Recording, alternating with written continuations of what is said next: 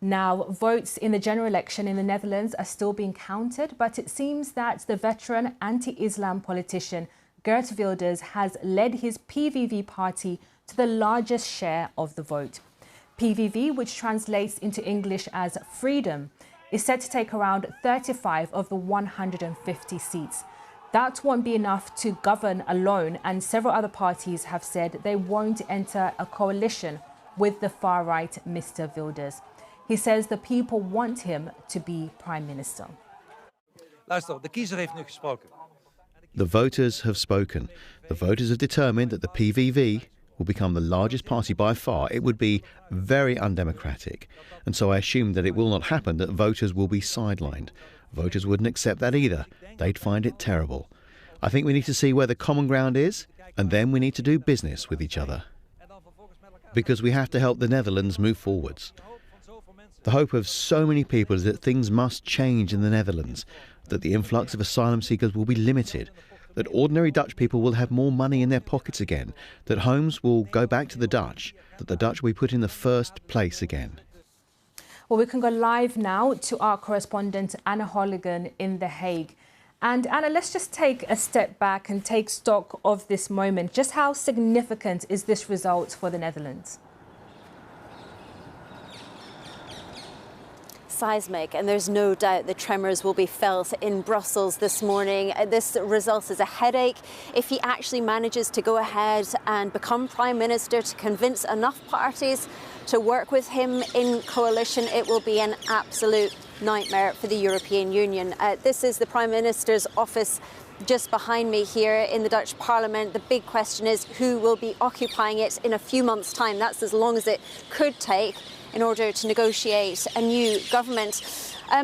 You heard Geert Wilders there talk about some of the issues that have really dominated this campaign. So, for example, migration, but talked about in pragmatic rather than inflammatory terms. The cost of living crisis, a new term, bestaanszekerheid, the security of existence, the shortage of affordable homes. And actually, during the last few days, his party surged in the polls. And if you are not familiar with Geert Wilders, he's a radical politician. He's been in Parliament for around 25 years. He's anti-Islam, anti-immigration, but we've already had a kind of indication that he may be prepared to compromise in order to convince enough parties to go into coalition with him. And you mentioned 35 seats there. We've just had an update. It's looking as though he has managed to secure 37 seats in Parliament, about 2.3 million votes. That, to put it in context, is more than the VVD, the Conservative Liberal Party of Mark Rutte, secured in the last two elections. So to say seismic is perhaps even an understatement here. Yes, Anna, and a big challenge for the other parties in the Netherlands because, as you mentioned there, they've shunned Mr. Wilders over the years, over the decades. They now have to decide whether to support him in forming a government because he does have the popular vote, it seems.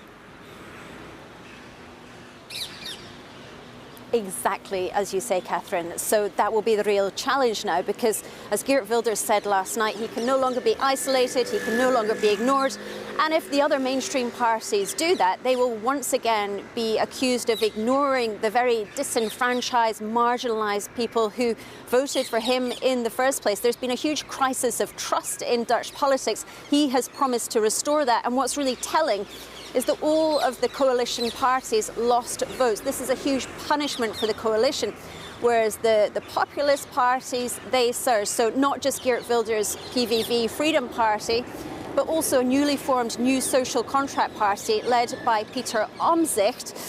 He managed to secure, it looks like, around 20 seats. And then on the other side of the political spectrum, reflecting a polarised society, we have the Green Left Labour Alliance led by Frans Timmermans, who gave up a European Commission job to come back and lead this bloc, has also performed well.